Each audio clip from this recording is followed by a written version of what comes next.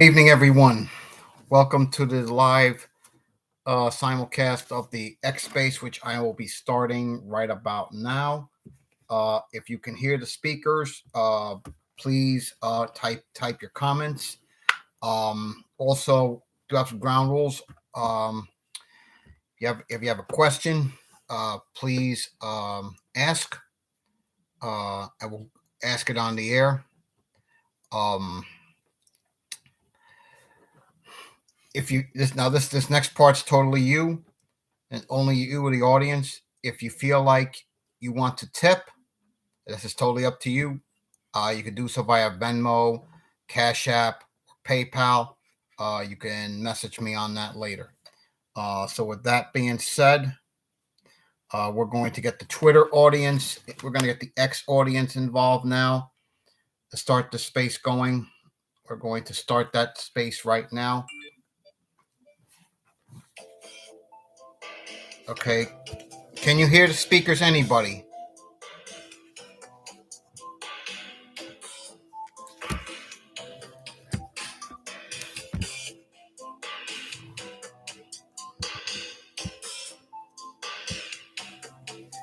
We're going to get everybody going. So we will start in about a minute. We're going to try to get a few more people in here. And we're going to get a few more to come in. All right, here we go. All right. Good evening, everybody. YouTube just came on. Right now, I'm simulcast live on YouTube. For those in here on the space, we are being simulcast tonight on YouTube, on my YouTube channel. Hey, we're getting excited. I mean, season starts. Season starts exactly 2 weeks from Friday against Miami, Ohio, a team we should take care of business against. That's not a problem. So we're just waiting for a few more people to come in, and then we'll get this party started. We'll go to about 8:30, though we may go a little longer. Those on Facebook will be joining us as well. So hopefully some of the people from Facebook will come on here, have a good space. We're excited. Season starts, like I said, September 1st against Miami, Ohio, 2 weeks from Friday. It's around the corner, folks. It's around the corner. If you got, okay, one other thing. If you guys want to tip, and this is totally up to you, you go, for those of you on X, go to my profile. You click on the money tab, on the money button, and you could either Cash App or Venmo, and you could tip. But again, that is completely up to you. Okay, be civil. Let's get this party going. We're just getting ready. I mean, I'm going to open it up. If anyone has a question regarding Canes football, let's do it. You have a question? Let's ask it. Ask a question. I'm here. I mean, this is your space tonight, guys. I'm here to talk Canes football, and let's do this. Let's do this. I mean, who wants to ask a question? Who wants to ask? Who wants to speak? I mean, if you want to, for those that want to speak, you could do that. Just send a request on X, and I'll get you on. Those on YouTube, if you have a question regarding the upcoming season about Canes football, Miami Hurricanes football, please say so in the chat box, and we'll get your question answered on the air. So the off season, it's been a long off season. I mean, not gonna lie about that. But hey, the new season's here. I think we're better. I think we have better coordinators. The offense, from what I've been seeing, looks very good. It looks very strong. The coordinators are a major upgrade. So that's where we're going with that. So we're waiting for a few more people to come on in. But if you, like I said, if you have a question, if you want to something you want to say, please request. I'll get you on right away. This is your space. This is your show. But I look at Miami, Ohio. I mean, this is going to be the same Miami team we faced that we saw in the Bahamas last December against UAB, pretty much, give or take one or two different players.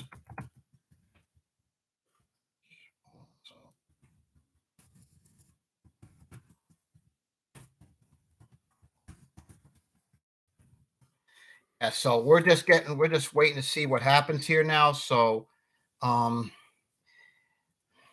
I said, I'm not going to be talking to myself all night. If you got a question, just feel free to ask, man. Just feel free to ask. Let me get more people in here. I guess getting started here, and we're gonna get started.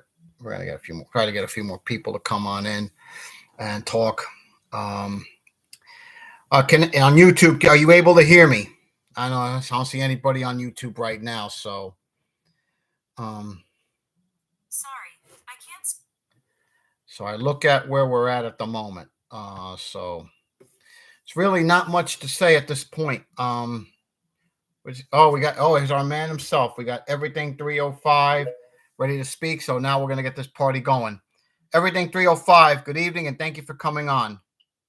Hey, good evening, Danny. Thanks for hosting this great space, man. Appreciate it. Anytime. What's on your mind tonight, man? Well, I was hoping we can get some dialogue going. Just wanted to find out for those that were able to make the event last Saturday at the Rock, just to see what some of their thoughts were.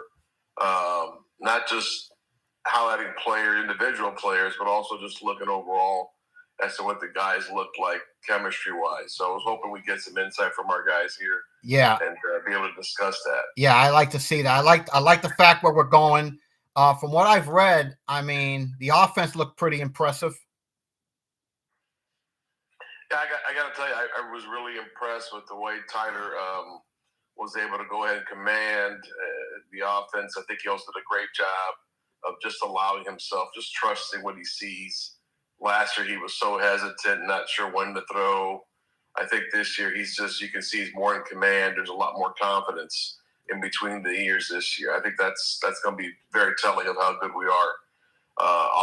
The offensive line, it's young in some aspects. It's a little bit more experience than others, but that chemistry is coming along. I still think we're a left tackle away from really being way above average. Hopefully we get Zion back, by the way. We get Zion back at left tackle. That would be a big boost to have Zion back. Assuming he's healthy. I think a lot of people that were there, like a couple of people that cover the team throughout the year, just exchanging some dialogue with them. I don't know if he's going to ever be able. Can you hear the speakers on X? We have no idea how good he's going to be able to compete at this level. He's been out for such a long time. I have been told it's a degenerative situation, so it's something that's anatomically, that's how he was born, and those issues are hard to overcome. So I would hope so. He could be able to overcome all those things, but right now, I don't know if he's going to be able to play, and if he is, how effective he's going to be able to be. Hey, Briz, go ahead. Good evening, man. You're up next. What's up? Yeah, no, I think I could provide some value here. Please do. From what I was told from a very, very, very good source, not affiliated with the university, but a very good source, is that his knee he's got pain in his knee, and they described it as it's a bone issue, like a bone to bone thing, and he could play, but he's gonna have to play through pain. So he's not gonna re-injure it any further, and I think that's why they're kind of like holding him out and easing him sort of back into the swing of things. Is like he's still experiencing pain from his surgery. It hasn't been, and it's pretty painful for him. So they're just kind of trying to figure out when and what the pitch count looks like and that sort of thing. Uh-huh. So if he comes back, last year when he came back, I think in an A&M game they slotted him in. He went to guard. So I don't know if his days as a left tackle are numbered. But I think he's going to try to give it a go, with no timetable in sight for anything. All right, question for everybody. All right, Bruce, question for everybody. Who will be your starting five on the line 2 weeks from Friday against Miami, Ohio? I think it's pretty much going to be the same thing we saw Saturday, to be quite frank. I think you'll have Jalen Rivers at left tackle. You'll have Cohen from Alabama at left guard. You'll have Matt Lee at center. I think you'll end up having I forget his name, the freshman from last year who played Inez, and then you're probably going to have Francis playing the right tackle spot. I don't think. I mean, watching him on Saturday, he's definitely one of our top. He might be in our top three right now in terms of offensive linemen. Francis? Yeah, he still misses assignments. He's young. He got beat twice, I think. Nothing. It's just basic things. But if you watch what he was able to do the right side, he had two big runs that came on his side. So I think he's definitely he's one of our top three offensive linemen. I hate seeing Rivers out there at left tackle. Somebody mentioned that maybe, Breeze, somebody mentioned it'd be great if McCoy could take that next step, that leap, and we could, go ahead and bring him in at the left tackle spot. I just think there's anybody right now that's ready to go. Sampson, he's a traditional freshman. I don't think he's as far along as Malgoa is. I think he's not that far away either, but he's not at the same level right now. The game, I think, is starting to slow down a little bit for him compared to spring, but How do you do? From what I saw this spring, he got beat a few times. Not the spring. Yeah, and what I saw, and compare him to what I saw Saturday, I didn't notice him either way, so maybe that's a good thing. But it was against second team and third team. So I like to see how did the ones do against the ones, everything from those that were at the scrimmage. From what I remember, the first series wasn't as well as it should have gone. That the defense was a little ahead, and then the offense went ahead and just picked up from there. I think our chemistry was definitely off the start. We got a penalty, then another penalty, but then things kind of settled down a little bit, and we were able to go ahead and move the ball ones-on-ones. Okay. But you could still see tight end is an issue that I know this kid isn't ready yet. And as we get further and further into fall camp and he's still not ready, that's a concern in terms of Rolio not being ready yet. McCormick came and started with the ones. But you could just tell he's big body, strong kid. But in terms of speed, it's not there. Skinner played a lot of series. Again, the same thing, not strong enough. I don't think he's put on much weight, to be honest with you. He still looks like a pretty long, lean kid. I don't think he's put on that much muscle on him. And then the other kids, the other young kids were pretty much just there. So I think tight end is still a major question mark in terms of what the offensive line is going to look like. But when you look at what we were able to do running wise, and I know Coach is upset. Coach Dawson's upset, is happy, and our other coach is upset. But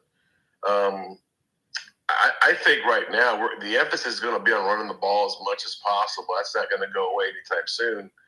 But the freedom that Tyler is going to have to check out of those runs when there's soft coverage across the board somewhere, I think those opportunities are really going to highlight for this offense. Yeah. Let me get Jamel in. Jamel, go ahead and speak, man. Yeah, what's good, man? What's going on, Papa? Nah, man. What do you think TVD does this year? Does he go back to his form from like 2 years ago? I have to think so, because when you look at Dawson, Dawson brings an air raid offense. I I got to think if TVD is the TVD from the second half of 2 years ago, then I'm going to tell you something. This guy could be a Heisman candidate. But again, we're going to know about TVD right away, September 9th against A&M. We're going to really know. For sure. The other thing was, you're the bear attack guy. You survived a bear attack. Never happened. Never happened. Never happened. Oh, okay. So that never happened. That's just somebody had nothing better to do. But what's on your mind, Jamel, man? No, I want to hear more about this bear attack. Never happened. It's pretty impressive to survive a bear attack. It never happened.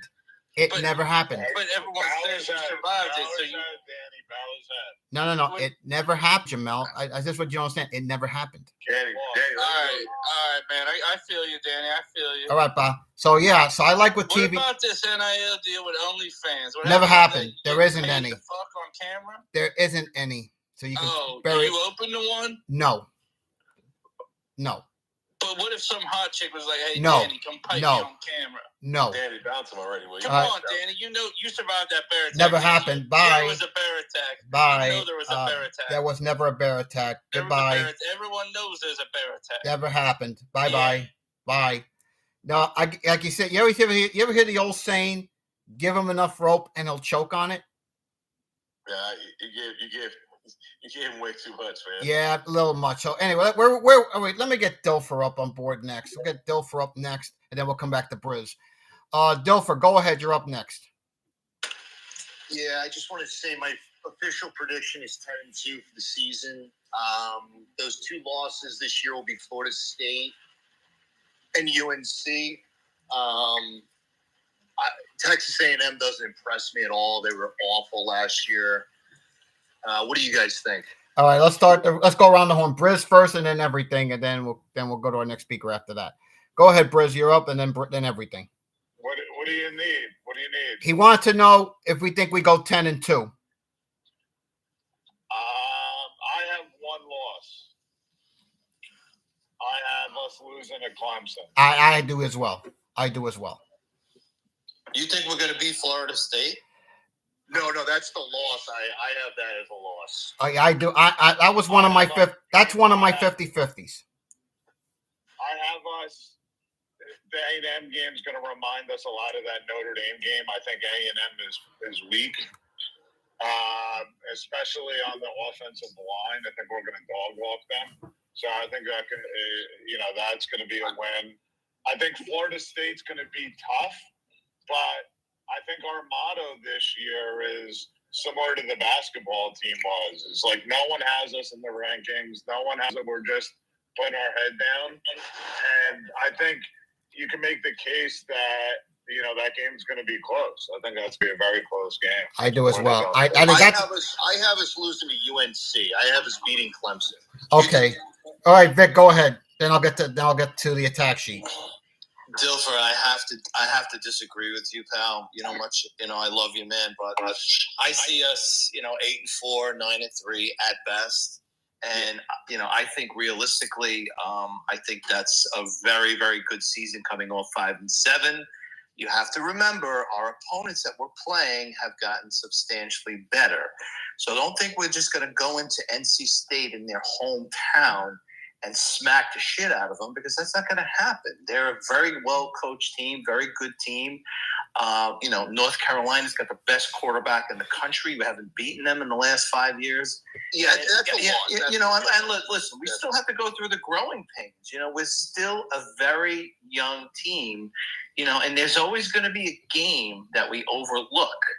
And that happens all the time. It's called the trap game.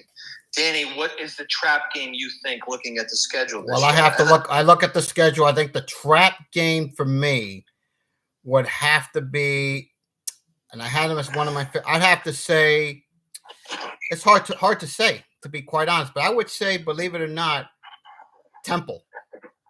As much as because remember, we come up after Temple. We'll come off a bye week. Who's their coach this year? Stan Drayton is the head coach at Temple. Stan Drayton. Okay. All right. So now let me get my next guy in. Let me get the attack sheet up. Attack sheet, you're up next. Go ahead. Hey, Danny, thanks for doing this. One thing on North Carolina, I think the loss of Phil Longo is going to be a huge loss. I think they may be a little bit worse for the wear, not to mention all of their receiver departures, to include that fellow that didn't get the waiver through the NCAA. Yeah, I think I know what you're talking about. That Walker kid. Right, exactly. But my question for Miami is, how do you think the tight ends are going to be with Mallory gone? I think we know. I think we mentioned it earlier. You talk Arroyo. We don't know. We got to see if he's not all the way back yet, from what I understand. Now, correct me if I'm wrong on that. Skinner's just struggling right now, from what I understand. Hopefully, he gets it together before the season starts.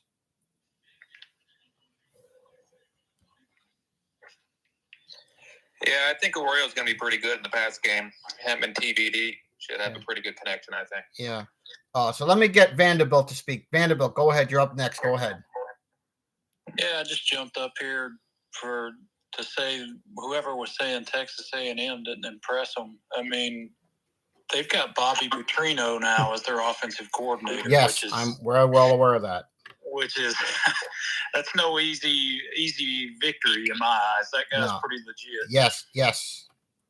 Who wants to comment on Petrino? Everything attack Kane. Well, who's going to be calling those plays? Is it actually going to be Petrino or Jimbo? Yeah, that was why he went. That was understood from the beginning. Listen, you got two humongous egos there. Jimbo's on the hot seat, and Jimbo. I think he had a lot of good things going on 10 years ago. He really went ahead, and he was part of that phase of spreading the ball out a little bit more, so incorporating a run game, getting the quarterback to be mobile. I think he's really benefited from having some great players and being at LSU. Obviously, that didn't hurt. Then going with Coach Bowden. So if you look at what he was able to do, I think his emphasis has pretty much been diagnosed and how to defend and how to beat it. I think that's one of his biggest issues, that he hasn't been able to, where Bobby is able to go ahead and adapt and pretty much run anything and everything, with still trying to get the ball pushed downfield, still having some big runs, and still having your quarterback make some big plays. I think there's no doubt that he's a better offensive mind, and I don't think he's going to go over there and then get frustrated in a month or two and then say, okay, I'm out of here. I don't see that happening at this stage of Bobby's life. No. He was brought there to coach. He's brought there to run the offense, and Jimbo's just the CEO. And either way, he's going to be paid, so he could care less right now. Things don't go well. Yeah, so no matter what you cut it. I mean, we're going to see Bobby Petrino's offense week 2 when they come to Hard Rock September 9th. No doubt. And I've always said that A&M game tells me where the Canes go the rest of the year. Would any Canes fan in here agree? I think it's going to be predicated on how well this team is really, have they really bought into everything? Are they really playing for each other? I don't know if that's established yet that early against a competition level this high. The crowd's going to be in it. It's going to be a humongous atmosphere and environment, but that can only take you so far. Eventually, you have to be able to be consistent enough to dominate the guy in front of you. So we got one unit right now. If they stay healthy, that can definitely help us. But in terms of the other side of the ball, you got a lot of question marks still. I've always said these are my 4 50-50 games. I've said it for months, and I'll say it again. My 50-50 games: A&M, Carolina, at NC State, at FSU. The one sure loss is Clemson. I agree with that, Danny. That's the one sure loss. Aside from that, I say we win 2 of those 50-50s, A&M and NC State.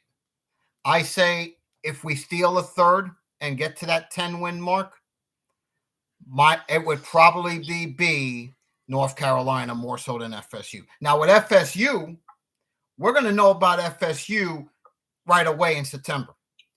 LSU on opening night, and then September 23rd at Clemson. I'm really putting all my money on LSU on that game. I think it was their first. It was Kelly's first game.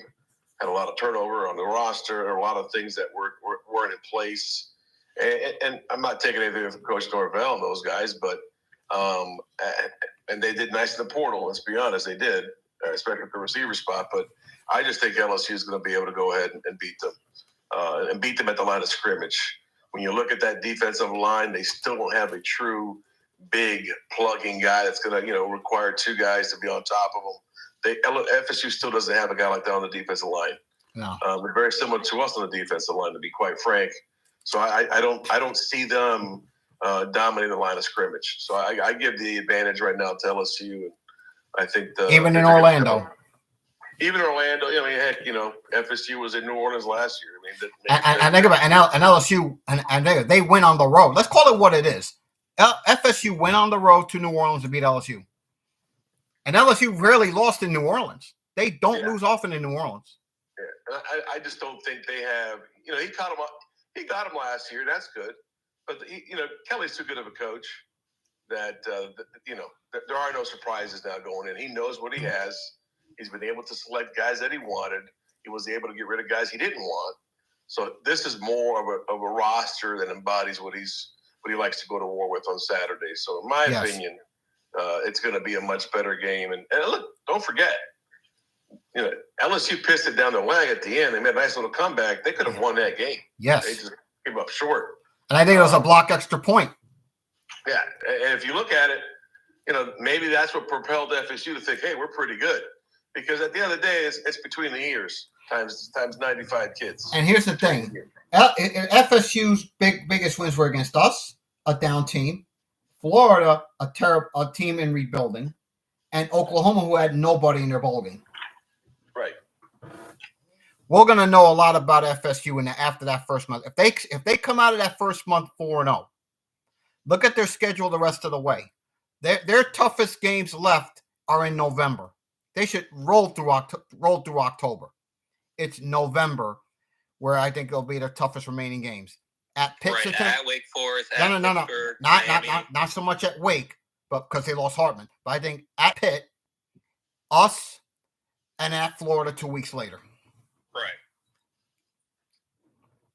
But if you look at our schedule, I know you mentioned 50-50 games, guys. I got 4 of them. I just don't.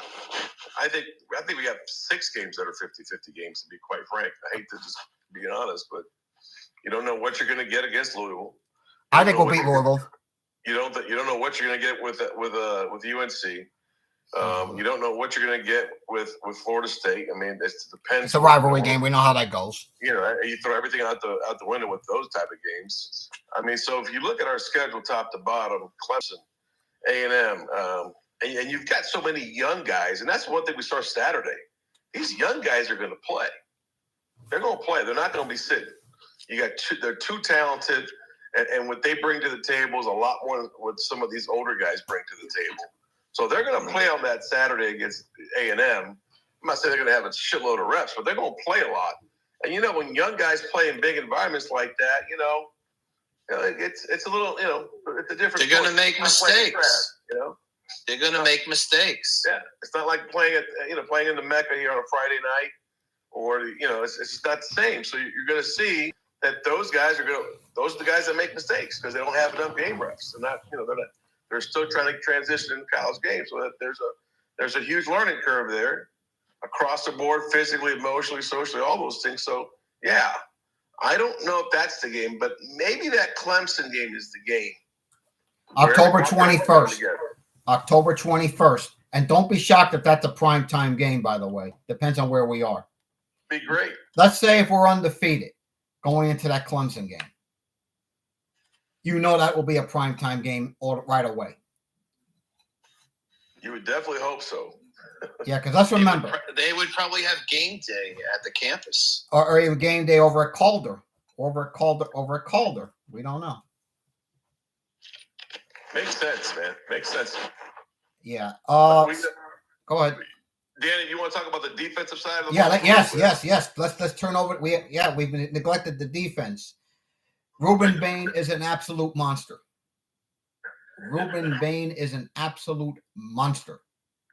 Okay. Now, if anyone else that's listening want to speak, please request. I'll get you in.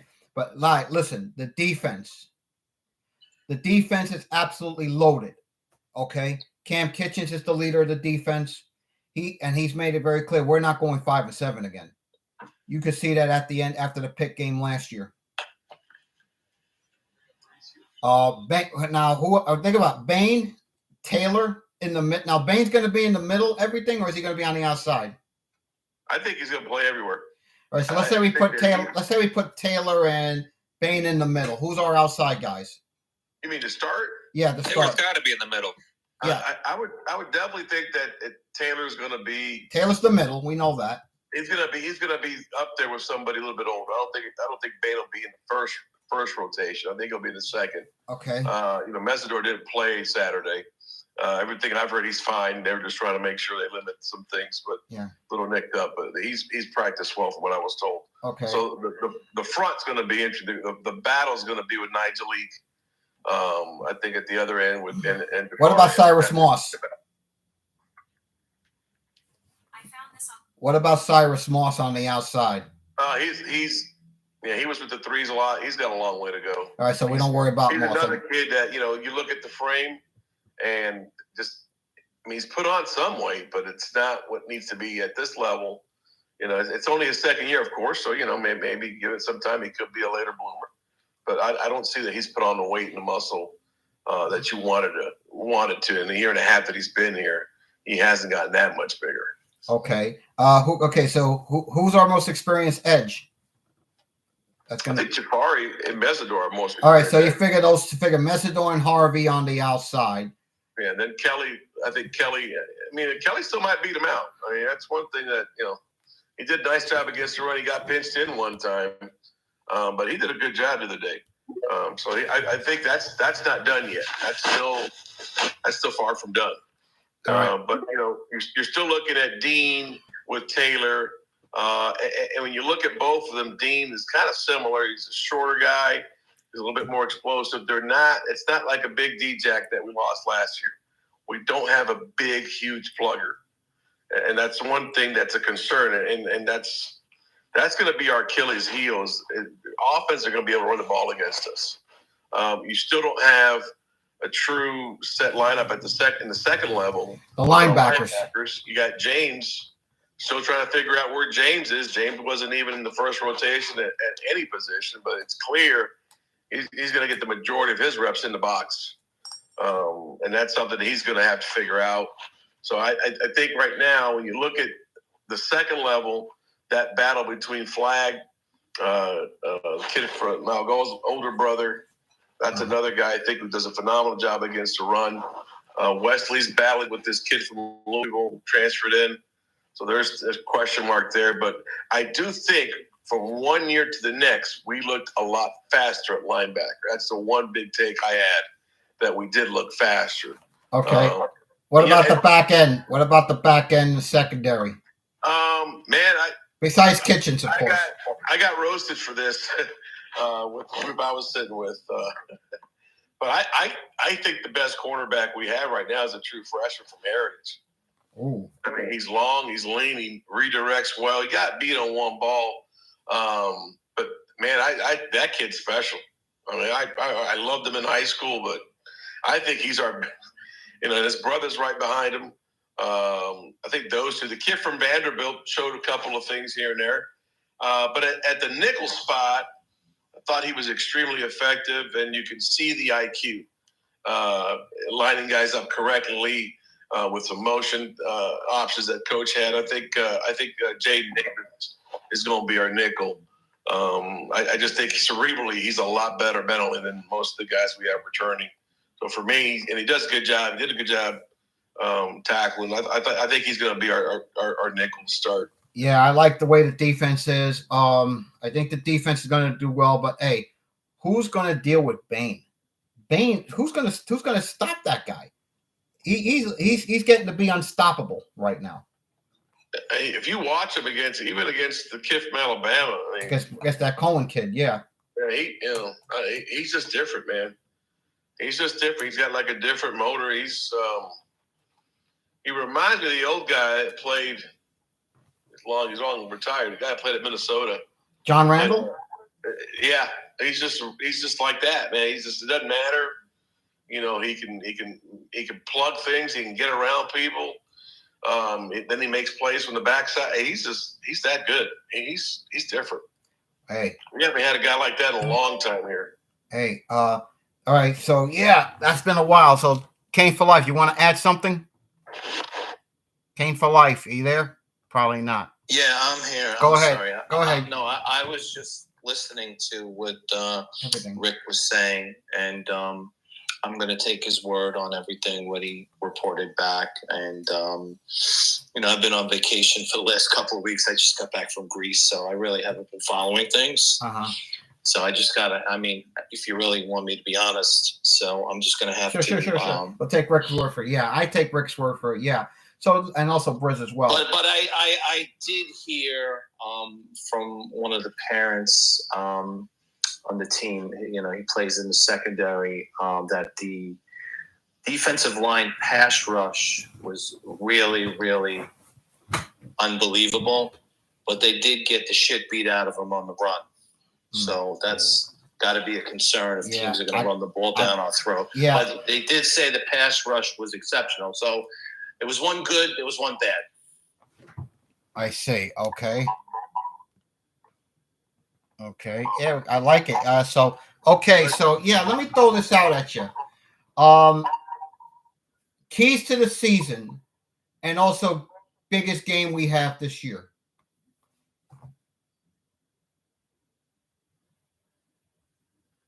I think the biggest key is staying healthy. I do as well. The biggest key right now is staying healthy, especially with the guys we've had that have come through the portal, and that so far their performance, you could see how it's elevated the talent across the board, but also the competition. I think those guys need to stay healthy. That's one. I think another key is the young kids, their transition, because they're so damn talented, and there's such a difference in skill level and explosiveness and size that you just hope that those kids, their transition it comes along, perfectly right around the week 4, week 5, that they know what they're doing now, that they're playing well, that they're understanding the schemes, that they're better mentally. Their transition, I think, is going to be a major barometer on how well we play. And again, I always say this, I just think this team's going to play its best ball last 5-6 games of the year. So those are the things that I'm looking at. In terms of record, I think somebody mentioned it earlier. I'm going to say it again, 8-4, 9-3. It's about right. 9-3 is about right. Phenomenal. That would be huge. If I had to put money on it, right now I'm picking 7-5.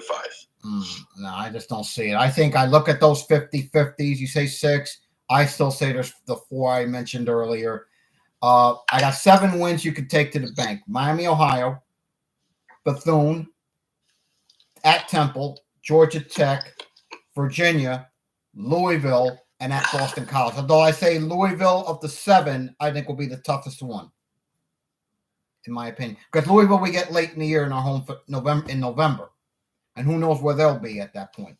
And offensively, they're going to be good. Because that's the one thing he's already proven while he was at Purdue. They're going to be good. They're going to put pressure. They're going to spread you out, and they're also going to run the ball pretty effectively out of a gazillion sets.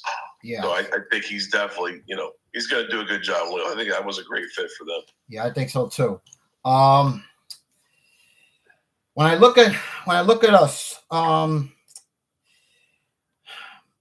anything, what stands out to you?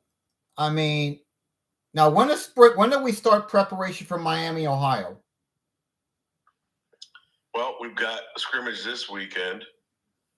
This is the scrimmage I think that'll mean the most, to be quite frank, by the way. Okay. The following week we'll have another scrimmage, and I think that's going to be it's going to be similar to what we did this past Saturday. But and then the last one is just that week. I think that's when they start preparing, not just for Miami of Ohio, but they're all going to put some stuff in that Petrino runs. It has run before, so I think they're going to start putting stuff in. That last week they'll put a little bit of both in. The emphasis is on Miami of Ohio. Yes. They are picked to win the MAC. Yeah, They and had they are the most winningest number- program in MAC history. Did you know and that? they had the most number of returners to pick to win the MAC this year. Very well coached. It's a lot of pressure. Decent quarterback, not phenomenal, but decent and smart. That's not a gimme by any stretch. No, I think we can lay 50 on them, because if you saw the Bahamas Bowl, did you see the Bahamas Bowl? I did not. The Bahamas Bowl, they pretty much have everyone back, give or take one or two that left and to the portal. But this is pretty much the same team. What you're going to see, you saw in the Bahamas, is pretty much the same team we will see at Hard Rock 2 weeks from Friday. Almost the same. Now, yes, they have Gabbert there. And they have that running quarterback too. If you watch it, do yourself a favor. Watch the tape of the Bahamas Bowl against UAB, and you notice what UAB did to Miami, Ohio secondary. Notice what they did to the secondary. And I say, if we give Tyler Van Dyke time to throw with the line we have, I think we could torch that secondary. I really believe that. I wouldn't be surprised, Danny, in that game that a big chunk of the game plan is going to be to run the ball. But not only because, that's what Martin wants to do, but to a major extent, it's, right now, the clock doesn't stop on first downs anymore. That's first. No, except I think at the last 2 minutes, they have that, I believe. They had the first, second half. No, and, that's pretty much it. So that the speed of the game and the length of the game is definitely going to be a lot shorter TV-wise. It's a good point you mentioned on the clock. Yeah, like I said, it doesn't stop on first downs except the final 2 minutes of each half. If we're running the ball really well against them, we should, because we're bigger than their defensive line. Oh, yeah. We should be able to run the ball well against them. If we're able to do that, then you can go ahead and get some play action stuff and all those things and not have to show everything that you want to do the following week. No, I think it's – well, here's my keys to the Miami, Ohio game. One, the most important is stay healthy. Number two, I want to see the running game. And number three, I just want to see the second and third units come up big, because I think that game's going to be a rout. It's going to be a blowout. That's what I feel. I really feel that way. Now, no disrespect to Miami, Ohio, like you said, they're probably going to win the MAC again. Okay. Yeah, more than likely. So I think we need to do is take care of business. Just take care of business against Miami, Ohio. Stay healthy, and then have A&M, and then get ready for A&M. Which, by the way, the A&M game, we're gonna have an extra day to prepare. Correct. So that's the way I look at that. How does our running game? I think Mark Fletcher is supposed to have is going to do some big wonders this year. I think he's pretty much the same kid we saw, dominating in South Florida the last 2 years at the high school level. Somebody, I forget who it was, tried to make a tackle on him and just bounced right off. Looked like Brandon Merriweather trying to tackle a kid. Yeah. Many years ago. Yeah. So he's a big kid, man. He doesn't have the elite speed yet, but he's like, for an example, if you compare him to the kid from Chaminade that decided to transfer last year, I mean, it's night and day. Just totally night and day. Oh, let me throw this out at you. How did Don Chaney look? That's to me, if he's healthy, some say he could be what Derrick Henry was, our Derrick Henry. He had 2 explosive runs, but the best thing I saw about him is that he took one hell of a lick on one run and was able to recoup well. And then after that, he broke a nice run of about 12, 14 yards. So I think that's the biggest thing I want to see him is, how is he going to do with contact? I think he's still that same powerful back that he was. I think he's, if he's lost the speed maybe, but you're still looking at the same kind of kid. And he did well against contact. So I think he's pretty much ready to go. He'll be okay. He's in a no contact this week in practice. Okay. So he got a little nicked up in the scrimmage, but he's no contact jersey this week. Okay, good. Okay, that's important to know. I'm just looking at how about our receiving core? How do we look in our receiving core with Latson, X in there on X in the slot? Danny, I hate to say it, but it's like Colby's a little bit leaner, longer, stronger. Okay, I like Colby there. Like him. Restrepo, yeah. But again, the kid that has the most athleticism, and Jacoby George, same thing. To me, the same players from last year to this year. There still isn't a dominant guy that is your go-to guy. There still isn't a true number one out there that's got to touch the ball 20 times a game. I'm thinking who will be that guy that steps up and becomes that guy? When you just get little glimpses of him here and there, to me, Ray's he's extremely explosive and he's really fast. He did a nice job getting off the jams this week. I think he had one mental in the red zone. I think he had one mental mistake, but man, he's got to touch the ball. Burchard, I think Burchard was a little bit better in terms of knowing where he needed to be at. I think that I don't know what the offense is this year in terms of being able to go ahead and pick it up, but he seemed more comfortable in that offense. I will say that, but that's the same. Look, he's only in his third year. I mean, he should know what's going on. Yeah, there's just some guys that just they're not X and O guys. They're just put them in their space and they go. He's one of those guys, and that's the biggest part that his frustration has been. He's got to get better mentally, and maybe it's starting to come together because he looked comfortable. He looked confident. I saw one mental. Maybe I'm wrong. Maybe it was another receiver that had the mental. But Ladson, about the same. Redding had some good catches and all that, but that was one of the twos. How about the guy we brought in from the transfer portal? The guy from California. What was his name? Kirk. The kid. I mean, fast, but didn't pop. There isn't and that's my concern, guys. There still isn't a receiver that you go, holy crap, we have to come up with a way to defend this guy. That guy still isn't here yet. The question is, will he step up during the season? Will it be that guy? I mean, you never know. There are guys that maybe it takes them a while and they take over. I would like to tell you Jacoby George is that guy, but he's not. I'd like to tell you Restrepo is, but he's not a big receiver. He's not an ultra fast receiver. He's just a solid, quick guy in the slot that's smart. But he's not going to be a guy that stretches defenses. That's just not his game. Colby Young is one guy that we saw some spurts, and in the red zone he had a good job with him and Tyler hooked up, but throughout the scrimmage itself, just didn't see enough out of him just totally dominating his guy, getting by him and blowing by him. Yeah. We still don't have that type of receiver yet. The closest thing I see has been Ray, that he can just pretty much fly right by you. Yeah. After contact, after they try to redirect him, that he's able to go ahead and just go, stick his foot in the ground and go. Yeah. I got to say, hey, I wonder if maybe, who I want to see step up this year? I really need to see Frank Latson be that dominant receiver. I really need to see that from Frank Latson this year.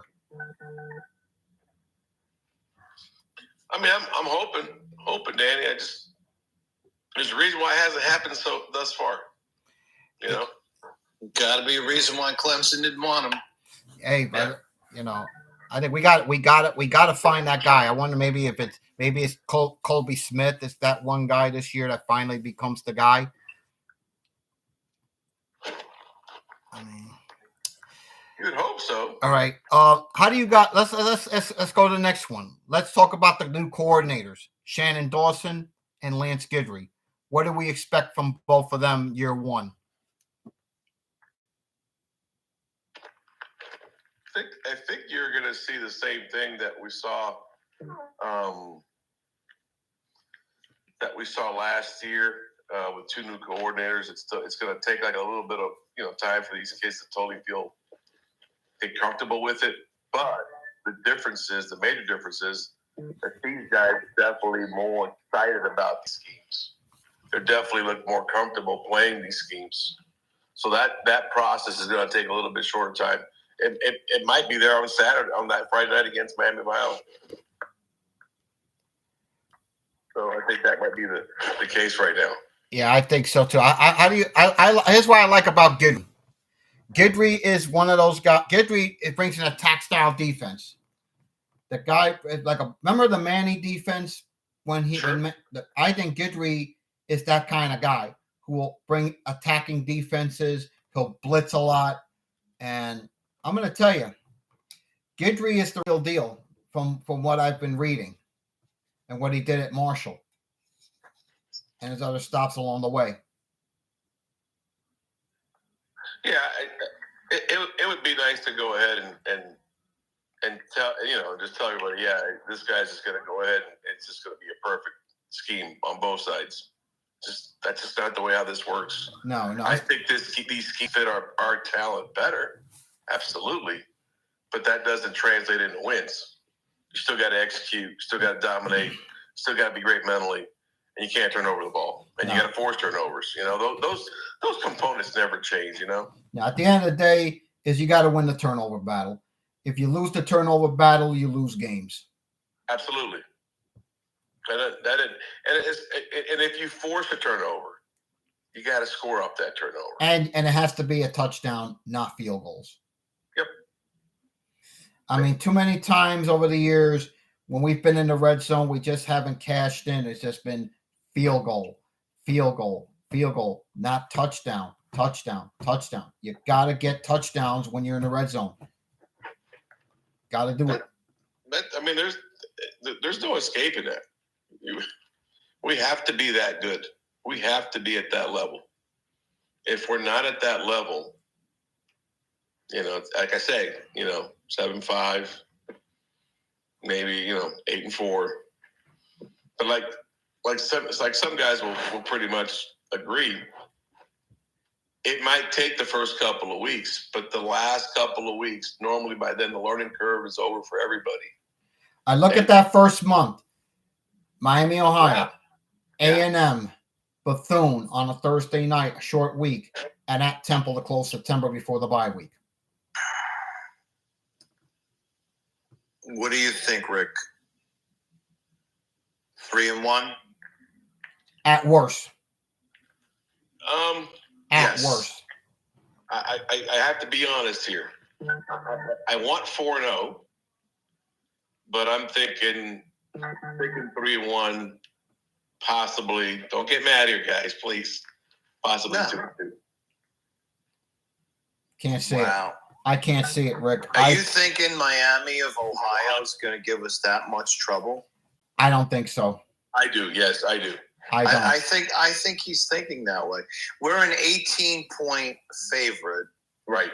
According to the ESPN analytics, we have an 88% chance of winning that game. We should win that game comfortably and lay 50 on Miami, Ohio. Well, listen, everybody's entitled to their opinion. And from what I'm hearing, he's thinking that this game is going to be a lot closer than what the line makers predict. So that doesn't necessarily mean that they're going to beat us, but look, everyone's entitled to their opinion. And I think I look at things a little bit different, and a lot of times I'm wrong. I just, based on what I see and what I hear, and the people that I trust and what they're seeing, if what I'm seeing and you're seeing, two other guys are seeing, that's almost a consensus that I don't like. And that's where a few of us are at, because there are little question marks. There's still, one of our guys gets hurt in the O-line, we're screwed. I mean, those things are true. Are we deeper and more talented than last year? No doubt. But we're still very thin in terms of high-level executing players that are dominant, or that are way above average. We don't have enough of those guys yet. We got a lot of young guys that are going to become that. I truly believe that, especially in the offensive line. But we're just not there yet. So health is a big key. All right. Another big key is these young kids and their learning curve. Those things are not going to go away, and those young guys have to be in play. because they're just that much better than what we have. Somebody in our group was upset because the kid from Louisville getting so much playing time over Wesley, and telling me, and this guy had coached Wesley when he was younger, and I get all those things, but there's something that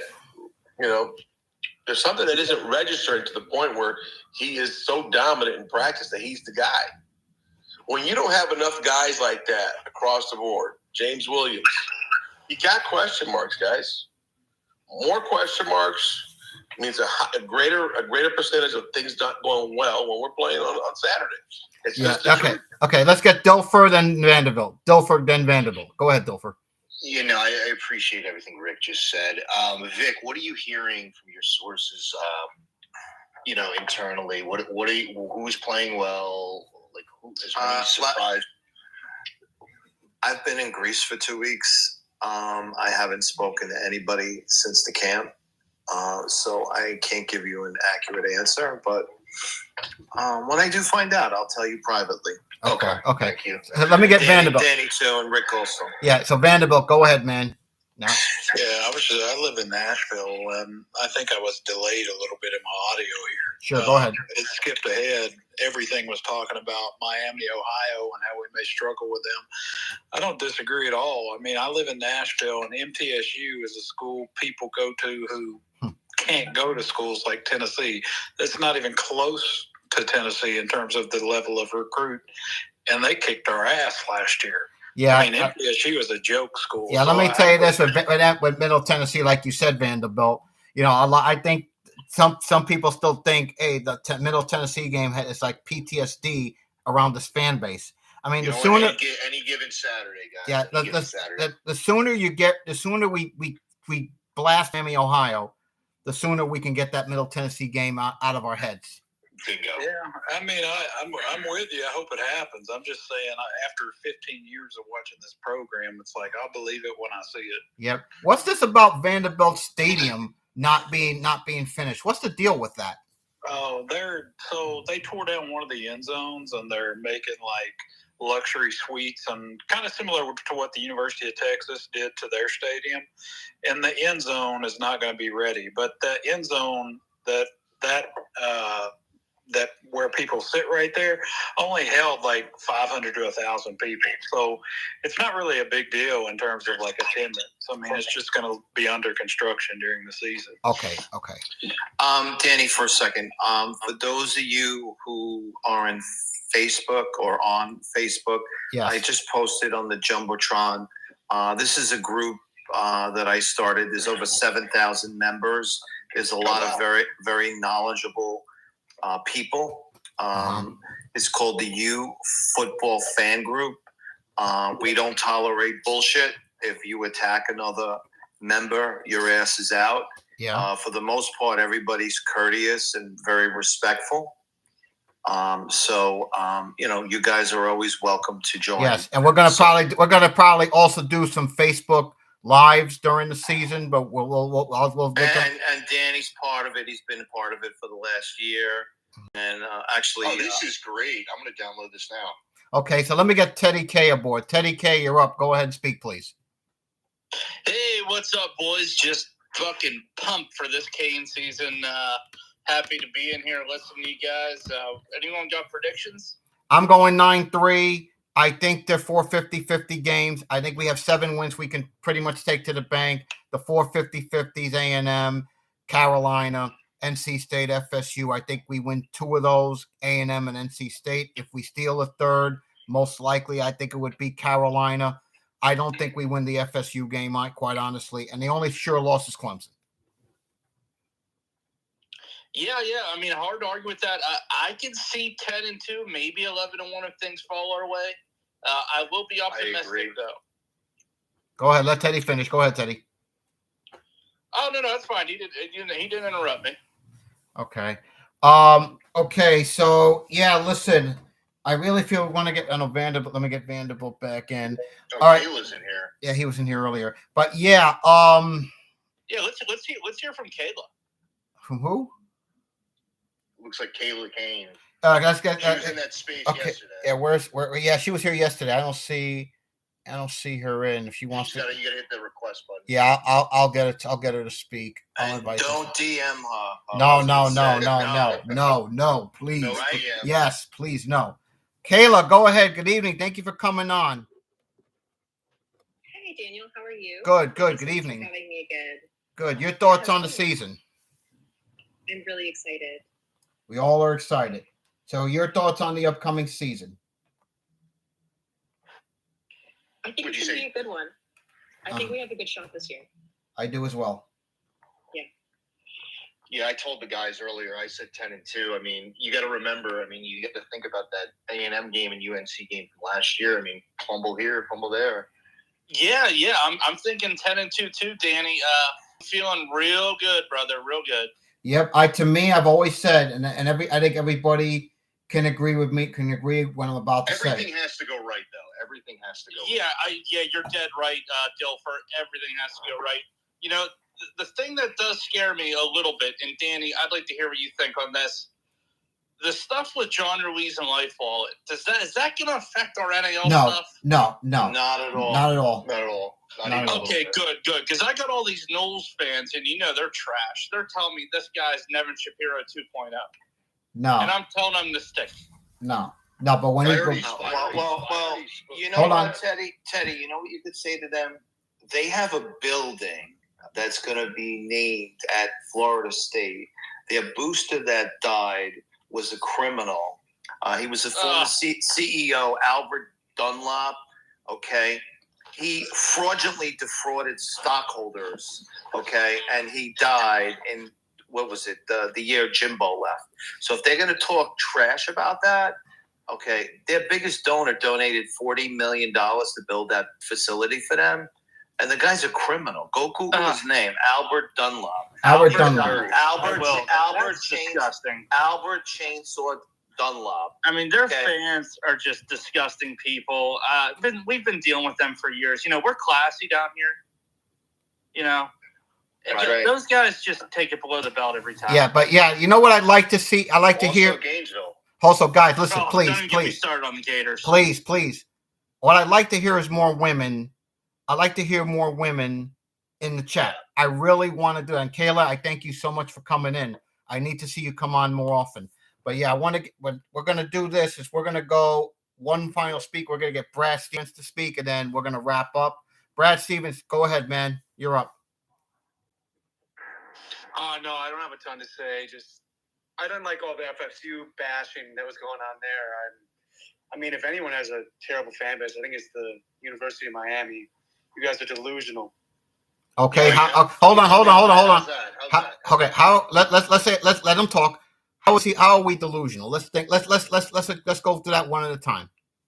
Well, you get a new coach last year, and all I see on your profile, Danny, is we're going to have 10 wins, 11 wins. That's right. How many wins did you have? We had 5. I mean, no lie. And then coming into this year, a second-year coach on the hot seat, I think. He's not on the hot seat. He's not going anywhere. He's not on the hot seat, Brad. Yeah, knock it off, man. Seriously, it's not funny. Let him finish. Thank you, Danny. I think he could be on the hot seat if they have another tough 4 to 5 win season. Miami wants to get back to how they were, and if they have another 4 to 5 win season, I don't think he's going to be around much longer. Hey, Brad. Let me just say this: if he can't bring us back, nobody can. Yes, exactly. Let me be that frank with you. They might as well shut this shit down and just be an NCAA Division III program across the board. Everyone put a 100 emoji up, please. Thank you. I would like to also know what is going on with John Ruiz and Life Wallet. I've seen stuff on the internet. I don't want to. He's a non-factor now. He's a non-factor. He's a non-factor, exactly. Well, you can't say that. Yes, we can. I'll tell you what he is doing. You're right. Brad, you are right, because he is fulfilling the obligations that he committed to and he signed with these kids from last year and this year, the kids that he did sign. He's sticking to all of that, and not just with our kids. The baseball player at FIU, there's a kid at FSU. The guy has spread his money out. He has not in any way broken his commitment to those kids. That's first and foremost. But what is is it where the money came from or how we made the money? No, it's basically he's under investigation, which There was Let's talk let about Vic this say for it. what, Rick? There's been talk about this since last year around this time. And, as soon as things go well and you don't do well when you go public, which is what he did, and there's lawsuits. Well, first of all, Rick, it's business. Rick, And Brad, Vic and Danny are actually friends with John Ruiz. So Rick, they would. Rick, first of all, when their company came public, their stock price was priced at a stratospheric valuation. Absolutely. Okay, and the market discounted it. Last year, the market had a horrible year. And you know what? When you don't meet numbers on Wall Street, they punish the shit out of you. And I've been on Wall Street for 30 years. Okay. And that's what happened. And listen, you want to talk about Florida State? You guys have a building that's named after Albert Dunlop. He engineered a massive accounting fraud. Okay, when he was Did you know that? When he was a CEO at Sunbeam, and he was also suspected of irregularities at Scott Paper. Well, Okay. the guy's a criminal. But the guy's dead. Well, it doesn't matter. I don't agree with that. Whether he's dead or alive, the point is, Brad, is that everybody has people like that. It's not exclusive to the University of Miami. Across the board, we could talk about Michigan donors. We could talk about NYU donors if you want to go to a small scale. I think you're right. Across the board, everybody's got them. I think that's what's wrong with college football. What we've been through NIL-wise, was he the leader of the pack? Was he sticking his chest out and saying, "Hey, come NC2A, come take a look on how it's done the right way over here"? Yeah, he's that guy that was. And it hasn't worked out. The loudest. John Ruiz was definitely the loudest. He was. I think it rubbed a lot of people the wrong way. He was. But here's the thing you also have to agree with, Brad. Anytime anybody from South Florida, from Miami in particular, is in any opportunity to have any recognition and has that type of, let's just be honest, cockiness about it. That's right, Coach. Automatically, the entire country goes against you. That's been going on for 70 years. It's been going on when the Dolphins first came on board, when Shula first came on board. It's been going on forever. People hate that we live in paradise, and basically we have the best of both worlds with great teams, great athletic. You can't say that with your football team the last 20 years. I'm sorry. You are 100% underperformed. Brad. No doubt. Hey, Brad, listen, you nobody's are right. disagreeing with you, Brad. We've stuck for 20 years. Brad, Thanks, Coach. Brad, we invested the money in the hospital. The hospital is paying dividends. Now there's plenty of money now. So everyone talks shit about Donna Shalala, but in the long run, we're making a shitload of money. And now some of that money is going to get allocated into the football and athletic programs. And we haven't named buildings after criminals here. Programs, instead of investing into a hospital, you put it into the boys and the football team. It's not about saving lives. It's about winning football games and holding up trophies, in my opinion. That's what I want to see. Well, when was the last time you guys won? Since, 2013? We're always in contention, though. Yeah, you know what, too? Brad, who was the quarterback on that 2013 team? Jameis Winston, who abused women. Oh, I'm a Wisconsin. He did abuse women. I'm not a Florida State. Okay, he's more Wisconsin. He's Wisconsin. So we're always in contention. Then what's he doing in here, Danny? Hold on, no. Let him Look, He's a knucklehead. He's just a little lost. No, Brad comes in. Brad comes in. He's not abusive. He brings up some good conversation. So let him speak. Let the man speak. Go ahead, But continue. Brad, you have to agree, though, the stereotypes associated with this location of the country, whether it's a pro sport, when we had the Heatles, right? Whether it's a college football program, or even this past year, one of the best years we've ever had in collegiate basketball, there were still haters out there. And I'm not going to lie. That's more integrity in his little pinky than the entire NC2A does. There's a reason I'm moving to Florida. I've lived in Miami for 2 years now. That's my biggest thing. How are your teams not better? It's the greatest place to live in the United States, in the world. I think it should be easy to recruit. And the fact that Cristobal is losing recruits still to Michigan, all these other big schools. Didn't we? Hold on. It's alarming. Hey, wait a second. We just flipped one from Michigan. Brad, let me ask you a question.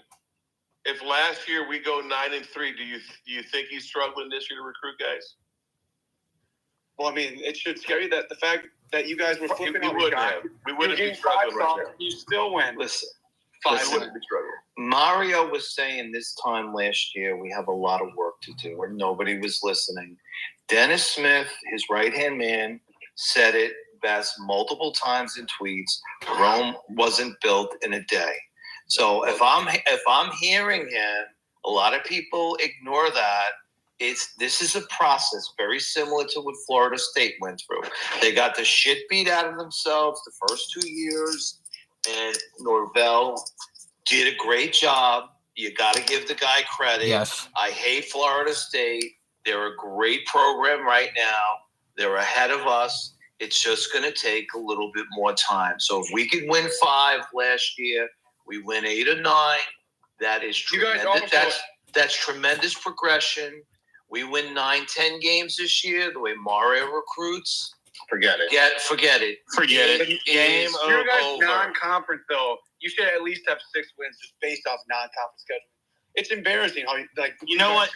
We're going 11-1. I'm going to call it right now, guys. 11-1. I want Teddy, I gotta disagree with you. I want you to bookmark this tweet. We're going to beat Texas A&M by 20 points. I want that on record. Okay. And So it's on record. Danny has said, we're going to put up 50 burger on Miami, Ohio. That's correct. The little brother Miami. Yeah, who's a pretty solid football. Scheduling Miami, Ohio. I think that was our old AD, if I'm not mistaken. Correct me if I'm wrong, It's a Rick. game, Brad. Every school does it. Correct me, Brad. Rick, if I'm wrong. But it wasn't that our old AD who scheduled that game. I believe we did that with the guy who was at BC now. That's Blake. Scheduling a few cupcake games, but you guys got 4 or 5 cupcake games on the schedule. Hey, Brad, come on. You're not getting better. You're not getting better playing cupcakes. No. I agree. We agreed. Let me ask you a question. Who are your cupcakes this year? Wisconsin's cupcakes. I mean, we got the usual. The Big Ten is the whole Big Ten West is cupcakes. I mean, come on. Let's be well, fair. Come on. The ACC. Who do you guys play? Okay, let me tell you. We play Georgia Tech, at Carolina. Okay, I think most Big Ten schools are beating Georgia Tech or North Carolina. Brad, I'm looking at Wisconsin's schedule right now. They play Buffalo at home. They're a 27-point favorite at Washington State, who's not ranked, against Georgia Southern, who's a cupcake, at Purdue, who's not. You can't sleep on Georgia Southern. Okay, no. then you're playing playing Rutgers. American Heritage could beat Rutgers. All right, so now no. And you and me know that put some respect on the Big Ten. Rutgers is terrible. I'm up here in New Jersey. Hey, Brad. They're horrible. I'll tell you how the Big Ten gets better. We joined it. Big Ten gets a hell of a lot better. How about that? I mean, I'm glad you pivoted that. I don't want to. Problem. I think Cristobal's problem. He's a hard ass coach. He's going to get on the guys, and I don't think that style works with these kids these days. In football, I think you need the young guy who wants to sling it around. I don't think they need the hard coach that'll get on them. Worked for Kirby pretty well. He has 2 straight rings. It works for Coach Pitt. I think it works for pretty well. It works. I think it works for the select few. But they're established. And they've shown they weren't established when they got there. Takes a while. But yeah. Takes a while. All right, guys. You guys are throwing out 11-2, 11-1 seasons. You can't have both worlds. Takes a while, Brad. No light switch. But then you can't say you're going to win 11-1. We're going. Brad, I say Wisconsin wins 10-3 this year. I just looked 10 to 11 games. The last 4 games are cupcake. We're beating Ohio State too. No, I don't think so. Yeah, I don't think that's good. Is that in Madison? Oh, hold on. Is that in Madison or is it in Columbus?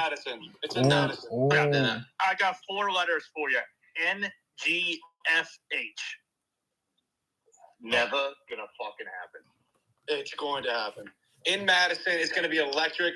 We're going to be undefeated going into that game, and we're going to stomp on them. What are you talking about? You guys are playing Iowa before then. You might be right. Yeah, we're better than Iowa. We got Luke Fickell, Cincinnati. He recruits better than anyone in the country. Yeah, he's pretty good. He's a good coach. He's a good coach. I'm All right. excited to watch this. All right. We'll see. All right. Okay, guys, listen. I think we're Hey, gonna. Brad, where's Franco Melendez going to be this year? Is he going to? You're gonna have to remind me. All right, guys, listen. Well, I think we're gonna wrap this up. I think we had a good space tonight. Got everybody. Danny. Thank you so much for coming on, Teddy. Thank you for coming in. We're gonna do this again maybe one more time. Probably maybe by the week of the Miami Ohio game. I'm gonna Why have not next week? We could do it next week. We may do Why it. not us? We'll do it. Guys, Danny, one more thing. Guys, if you're on Facebook, go to the search, type in the U Football Fan Group. There's about 7,000 members. Everyone is very respectful, very knowledgeable people on there. We post a lot of stuff. Danny posts a lot of stuff. Danny, thank you so much for allowing me to share that. Yes, please, and thank your members for coming on the space tonight. Because Danny, like you said earlier, it's great to have the ladies in here, like Kayla. Lorraine usually comes in, but not tonight. Lorraine's usually. Lorraine, I'm a big fan of Lorraine. So yeah, listen, we're gonna get Let's do this next week. Let's do this once a week. I think once a week before, and then yes, guys, take care. Thank you very much for coming on. Have a good night and go Canes. Stay healthy. Stay safe. Stay healthy, everybody. All right, for those of you over on YouTube, I want to take this time to thank you all for coming on tonight. I think we had a good space. We're going to do this once a week. We're probably going to do it again next week. Time to be determined. Take care. Have a good night and go Canes. Bye-bye.